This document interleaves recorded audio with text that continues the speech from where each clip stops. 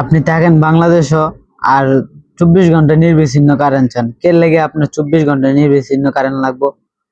আপনার বাড়িতে কি কোনো অনুষ্ঠান চলতেছে? আপনার বাড়িতে যদি কোনো অনুষ্ঠান চলে তাহলে আগে আপনি সরকারের কাছে আবেদন করেন। অত্যন্ত 2 সপ্তাহ 1 সপ্তাহ আগে আবেদন করেন যে আমার বাড়িতে একটি অনুষ্ঠান, বিবাহ অনুষ্ঠান চলবো, আমার সেজন্য 2 দিন নির্বিচ্ছিন্ন কারেন্ট দরকার। তাইলে না সরকার আপনার কোনো রকম ম্যানেজ করে 2 দিনের জন্য নির্বিচ্ছিন্ন কারেন্ট দিব। আর এটা পরে তুমি আপনি আনন্দে আত্মহারা আর মানুষের সাথে বলা বলি করবেন যে আমার সরকার 2 দিনের জন্য নির্বিচ্ছিন্ন কারেন্ট দিছে। এটাই তো আপনার বড় একটা পাওয়া। আপনার নেতা ভোটের আগে কইছে দিকা 24 ঘন্টা নির্বিচ্ছিন্ন কারেন্ট দিব, এটা আপনি সিরিয়াসলি ধরে নিছেন। আপনি মিয়া এটা সিরিয়াসলি ধরে নিছেন, এটা আপনার সমস্যা।